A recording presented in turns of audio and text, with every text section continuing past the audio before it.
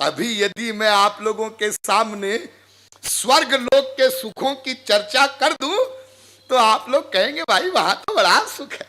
देखो, संसार में तो कोई अरबपति का बाप भी हो और उसको रसगुल्ला खाना है तो पैसा खर्च करना पड़ेगा ना, बनवाना पड़ेगा रसगुल्ला घर में, या तो हलवाई से मंगवाना पड़ेगा, और फिर हलवाई के यहां से रसगुल्ला आ गया तो बैठ के खाना पड़ेगा, ये तो करना पड़ेगा ना, तभी तो रसगुल्ले की फीलिंग होगी ना। हाँ हाँ, स्वर्ग में ऐसा नहीं है।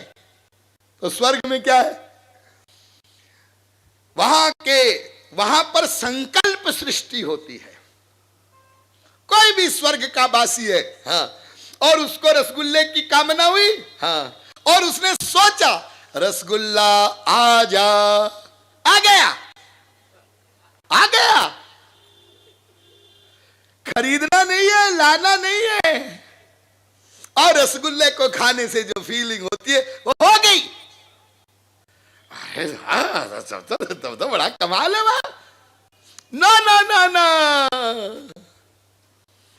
रसगुल्ला आ जा, आ गया, ये तो ठीक है, लेकिन वो जो मैंने आपको बताया ना नियम कि पहले रसगुल्ले में सुख अधिक, दूसरे में कम, तीसरे में और कम, चौथे में और कम, पांचवे में खत्म, ये वहां भी लागू होगा, ये वहां भी लागू होगा।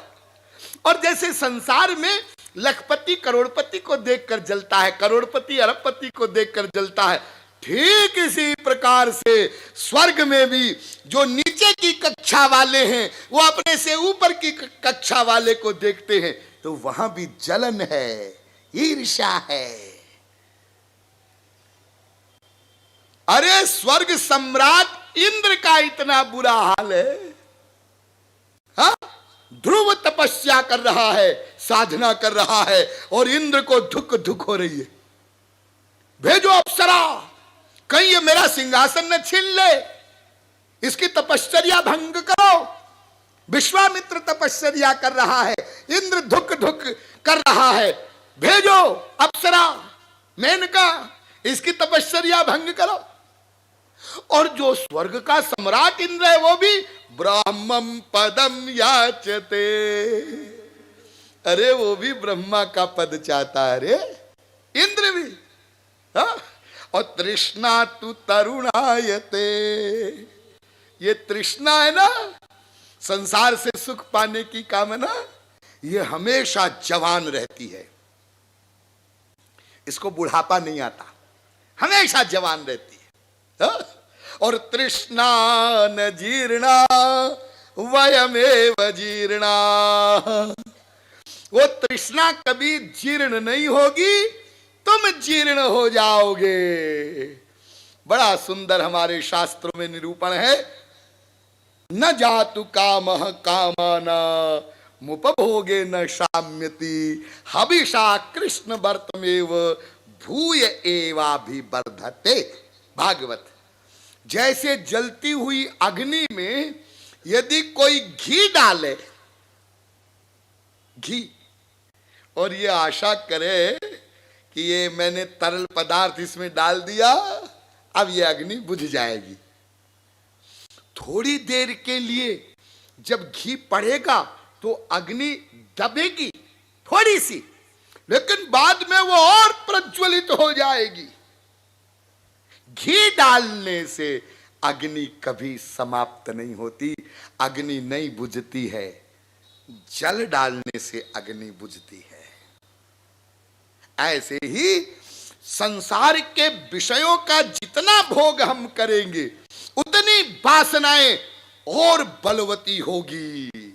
ये घी डालने जैसा है, ये तो राम भक्ति रूपी जल पड़े तब वासनाओं की अग्नि बुझे, संसार की कामनाओं की पूर्ति से अग्नि नहीं बुझती। इसलिए ध्यान दीजिए, मैंने जो आपको ये बताया कि संसार की किसी भी वस्तु में सुख नहीं है, तो केवल मृत्यु लोक को ही मत समझना, ब्रह्म लोक पर्यंत किसी भी वस्तु में सुख का लवलेश भी नहीं है। इसीलिए हमारे देश में एक महिला हुई,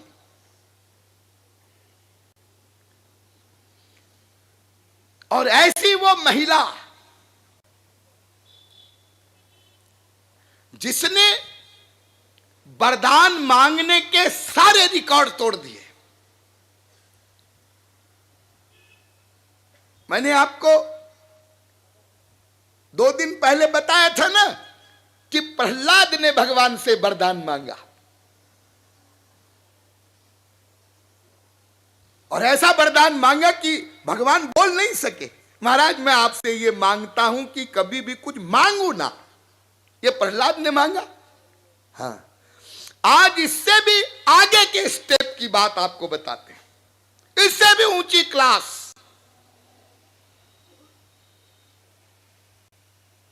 और हो सकता है कि उस सिद्धांत को सुन करके आप घबरा जाएं। घबराना नहीं।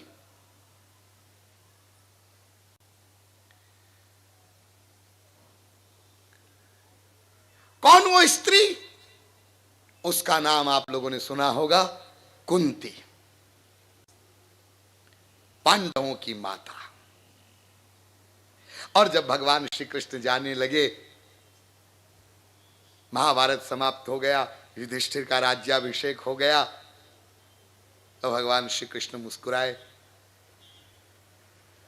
कुछ अब तो सब ठीक हो गया, मैं जाऊं, अब कुछ मांग लो। तो माता कुंती ने कहा कि अभी तक तो मैंने नहीं मांगा था कुछ, लेकिन आज मांगूंगी, आज मांगूंगी। हाँ हाँ मांगो, देंगे ना आप? हाँ बिल्कुल। तो महाराज, विपदा संतु न शश्वत तत्र तत्र जगद गुरो भवतो दर्शनम यत्स्याद पुनर्भव दर्शनम जन्म ऐश्वर्य श्रुतश्रीभि रेधमानमदः पुमान् नैवार्हत्य विधातुं वै त्वाम किंचन गोचरम। महाराज, मुझे संसार का अभाव दे दीजिए। नोट करिए इस पॉइंट को, यहीं पर हमारी गाड़ी अटकी है। जिसको आप लोग संसार में दुख कहते हैं, मुसीबत कहते हैं, आफत कहते हैं, विपत्ति कहते हैं, और वही अभाव विपत्ति कुंती भगवान से मांगती है। अभाव दे दीजिए। वो अभाव पति का हो, पुत्र का हो, धन का हो, प्रतिष्ठा का हो, कोई अभाव हो, लेकिन हमको संसार का अभाव दो, विपत्ति दो, दुख दो। हाँ? भगवान श्री कृष्ण ने कहा, ये क्या मांग रही हो? अरे लोग कहते हैं कष्ट हरो देवा। हाँ? और तुम कह रही हो कि अभाव दो? हाँ महाराज। क्यों? ऐसा वरदान क्यों? कुंती मुस्कुराई कि महाराज आपको पता नहीं है क्या मैं ऐसा क्यों मांग रही हूं? नहीं नहीं, मुझे तो पता है, लेकिन तुम बता दो ताकि दुनिया वाले लोग भी सुन ले, जरा उनकी भी अकल ठिकाने आ जाए। महाराज ऐसा है कि ये जो संसार का ऐश्वर्य है, वैभव है, ये हमें आपकी तरफ आने से रोकता है। बहुत ध्यान देना इस पॉइंट पर और बहुत संभल करके सुनना। संसार का सामान, वैभव, ऐश्वर्य हमें आपकी तरफ आने नहीं देता, हमको भुला देता है, आपसे विमुख कर देता है। इसलिए यदि हमें संसार का अभाव होगा तो हम अपने आप को दीन, हीन, अकिंचन रियलाइज खर्च करेंगे तो आपका स्मरण होगा, तो हम आपकी तरफ आगे बढ़ेंगे। और वरना तो हम आपको भूल जाएंगे।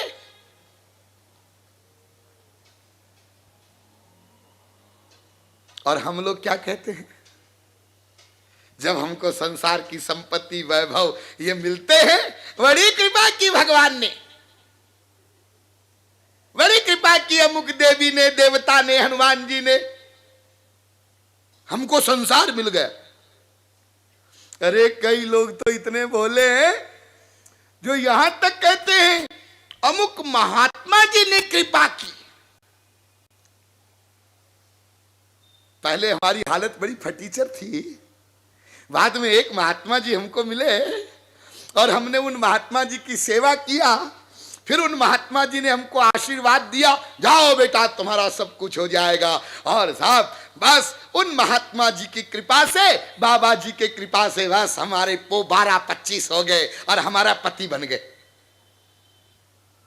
महात्मा जी की कृपा से। हाँ जब वो सिद्ध महात्मा है, उनकी कृपा से हमारा सब हो गया। जरा कान खोलकर सुनना,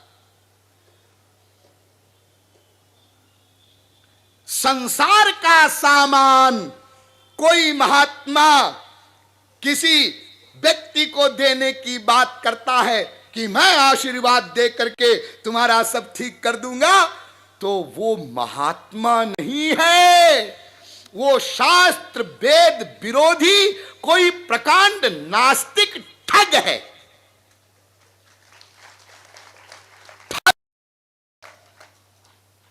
इम्पॉसिबल। नहीं जी, या आप में से कोई व्यक्ति कहे नहीं जी अमुक महात्मा हमारे गुरु जी हैं, वो तो बस उनके से तो आशीर्वाद से ही बस करोड़पति हो जाते हैं। अच्छा अच्छा, महात्मा आशीर्वाद से करोड़पति का बना देता है लोगों को। अच्छा, ऐसा कोई महात्मा आपको दुनिया में मिले, हमारा चैलेंज है उस महात्मा को यहां मंच पे लाके खड़ा करो जो कहता है मैं आशीर्वाद से करोड़पति बनाता हूं। महात्मा जी को यहां लाइए, हम करोड़पति बनने वालों की यहां लाइन लगवा देंगे, देखते हैं कितनों को करोड़पति बनाते हैं आशीर्वाद देके। बनावे। अरे यदि महात्मा आशीर्वाद दे करके करोड़पति बना सकता होता तो हमारी इंडिया में इतने सारे महात्मा पड़े पड़े क्या कर रहे हैं? ये गरीबों की गरीबी दूर क्यों नहीं कर देते? झुग्गी झोपड़ी वालों को करोड़पति क्यों नहीं बना देते? उनके पास कोई कमाल है तो वो भी करोड़पतियों को ही जाके आशीर्वाद दे रहे हैं, हो जाएगा। अरे वो तो अपने आप हो रहा है, तुम क्या खीर में मूसल कर रहे हो? हाँ, ये ठग विद्या, ये लोगों को बेवकूफ बनाना, ये तो नास्तिकता है। अरे बाबा जी, तुम दूसरों को संसार का सामान देने की बात करते हो, तो ये बताओ तुम संसार छोड़ के बाबा जी क्यों बने? क्या तुमको संसार में सुख नहीं मिला था? हाँ नहीं मिला था, इसीलिए मैं बाबा जी बन गया। अच्छा, तो तुमको संसार में सुख नहीं मिला इसलिए तुमने संसार को छोड़ा और पीले कपड़े पहन लिए, बाबा जी बन गए। हाँ, और जो तुम्हारे पास आते भोले भाले लोग, उनको संसार का सामान देते हो, यानी उनको जहर का प्याला और खुद उसको छोड़ा।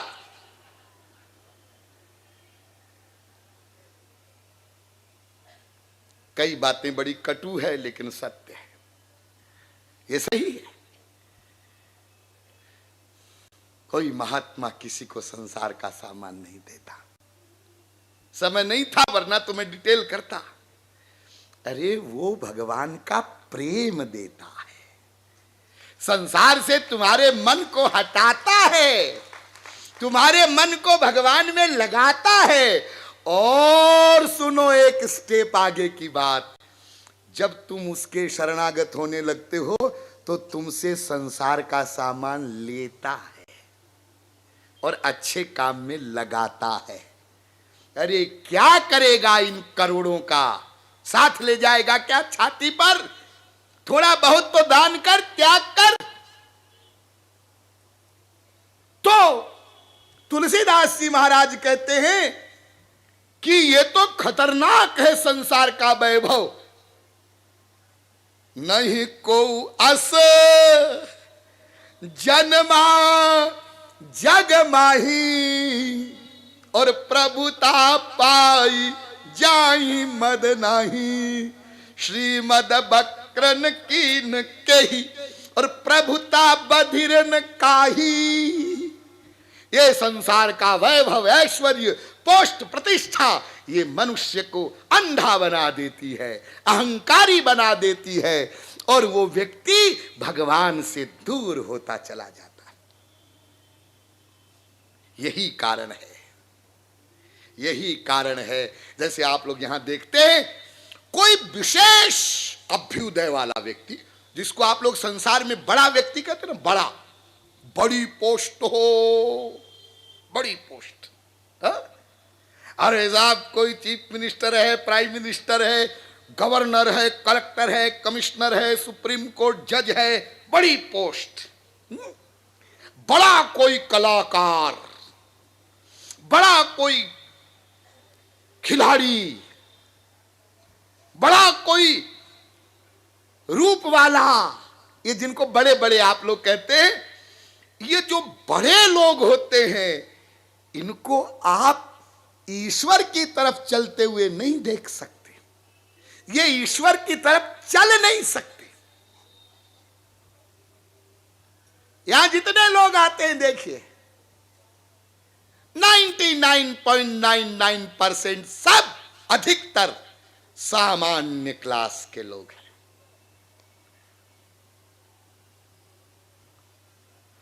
कोई कोई, ध्यान दीजिए, यहां पर अधिक तो नहीं, लेकिन 10-20 लोग ऐसे भी आते हैं जिनके पास संसार का वैभव है, अरबपति है, करोड़पति नहीं, अरबपति है। ऐसे भी कुछ लोग यहां पर बैठे हुए हैं। तो आप लोग कह सकते हैं कि स्वामी जी, आदमी आपने बताया कि संसार का सामान अधिक मिल जाता है तो वो भगवान से विमुख हो जाता है, तो फिर ये लोग कैसे आ गए? हां, हर नियम का अपवाद होता है। इस अपवाद को भगवान श्री कृष्ण ने गीता में बताया है। प्राप्य पुण्य कृतान लोका नुषित्वा शाश्वती समा शुचीनाम श्रीमतांगे योग भ्रष्टो भी जायते। कुछ योग भ्रष्ट संस्कारी जीव होते हैं। योग भ्रष्ट किसको कहते हैं? पूर्व जन्मों में 15 आने भगवान की भक्ति कर लिया। 15 आने मतलब लगभग 90%। हाँ, और बस एक आना वो भक्ति वो नहीं कर सका, पूरी नहीं हुई, उपासना भगवत प्राप्ति नहीं हुई और उसका शरीर छूट गया। यानी वो भगवान के योग को प्राप्त होने वाला था लेकिन भ्रष्ट हो गया। भ्रष्ट हो गया का मतलब शरीर छूट गया। अब एक आना भक्ति बची। हाँ, उस एक आना भक्ति को पूरी करने के लिए फिर उसको मानव शरीर प्राप्त हुआ है। हाँ, तो ऐसा जो योग भ्रष्ट संस्कारी जीव होता है, उसको संसार का कितना भी वैभव प्राप्त हो जाए, वो फिर भी भगवान की उपासना करता है, ईश्वर भक्ति करता है। तो आप आश्चर्य मत करिएगा और आप ऐसा मत सोचिएगा कि स्वामी जी ने तो यह सिद्धांत बताया था। सामान्य नियम यह है कि जितना अधिक संसार का सामान किसी के पास होगा उतनी दूरी उसकी बढ़ेगी भगवान से। क्यों? क्योंकि अहंकार हो जाएगा। मैंने आपको एक दिन बताया था ना कि आवश्यकता से अधिक जब धन आता है और वो सत्संग भी नहीं करता तो कई दुर्गुण साथ में लाता है। उसमें एक दुर्गुण मैंने आपको बताया था, कृपणता, कंजूसी। हाँ, अब दूसरा दुर्गुण सुनो, वो अहंकार को बढ़ाता है। और वो अहंकार ऐसा सूक्ष्म होता है कि खुद को पता नहीं चलता। हो कोई यहां पर रूप वाला, प्रतिष्ठा वाला, धन वाला, गुण वाला, वो कमरा बंद करके अकेले में सोचे मेरे में अहंकार है क्या? अहंकार है? तो भीतर से जवाब आएगा, नहीं तो, नहीं तो। लेकिन स्वामी जी तो बता रहे थे कि संसार अधिक होने से अहंकार हो जाता है। तो बता रहे थे तो वहां तो हजारों लोग बैठे थे, औरों के लिए कह रहे होंगे, मेरे में कहां अहंकार है? क्या मतलब? अरे मतलब ये है कि तुमने ये प्रश्न किससे किया है? तुम्हारी बुद्धि जो अहंकार से युक्त है, अपनी अहंकार से युक्त बुद्धि से तुम प्रश्न कर रहे हो, तो तुम्हारी बुद्धि तुम्हारे खिलाफ जवाब कैसे देगी? इसलिए वो समझ नहीं पाता है कि मुझे अहंकार हो गया है, इसलिए वो भगवान से विमुख होता है।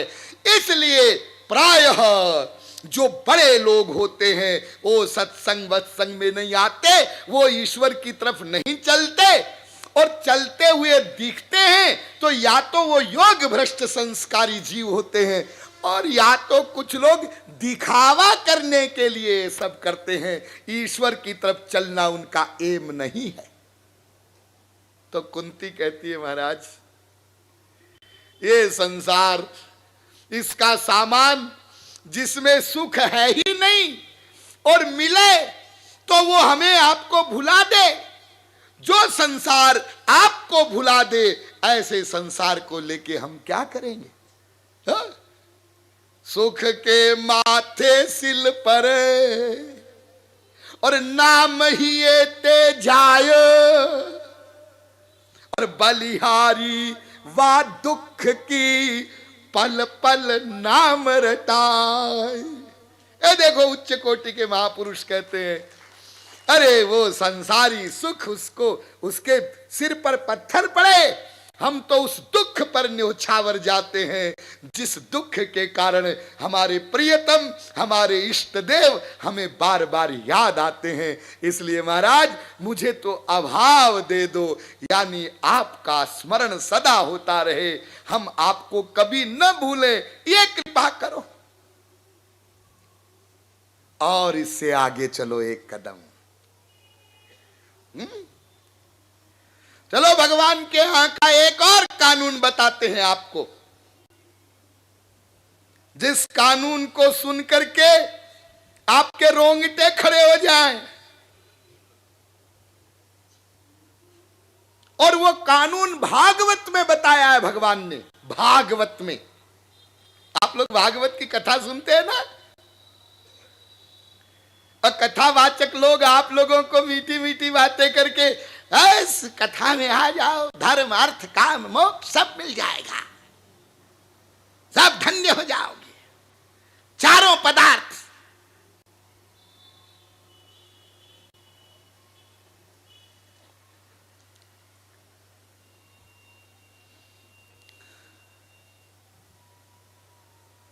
भगवान श्री कृष्ण कहते हैं, देखो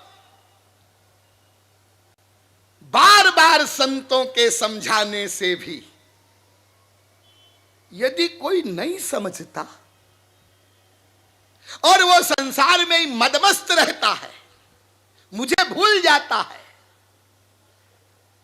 मैं उस पर भी कृपा करता हूं, उसको भी मेरी याद दिलाता हूं। जो बिल्कुल मुझे भूल गया है संसार के वैभव के कारण से और समझाने से नहीं समझ रहा है, तो उस पर मैं कैसे कृपा करता हूं?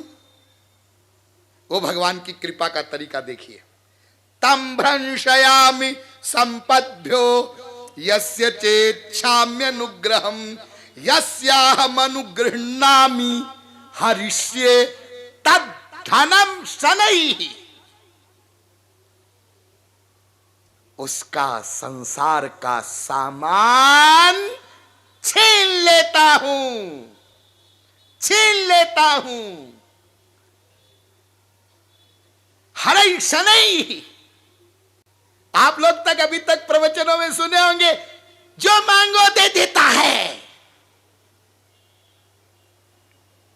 दे देता है, ये भी सही है।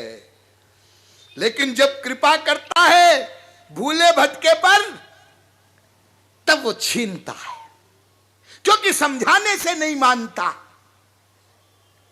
जैसे देखिए कोई मां है, हाँ, और उसका बच्चा खिलौनों से खेलता है, हाँ, और वो खिलौने से खेलने में इतना मस्त हो जाए कि मां को ही भूल जाए, दूध पीना ही भूल जाए, तो जो चतुर मां होती है वो पहले खिलौना छीनती है, खिलौने को हटा लेती है।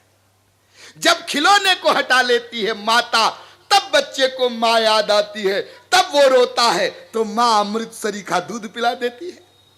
बस ठीक इसी प्रकार से ये जो संसार रूपी खिलौना है, इससे खेलने में जो इतने दीवाने हो गए कि अपनी परम मां को भूल गए, परम पिता को भूल गए, तो भगवान कहते फिर मैं उनका खिलौना हटा लेता हूं, हटा लेता हूं।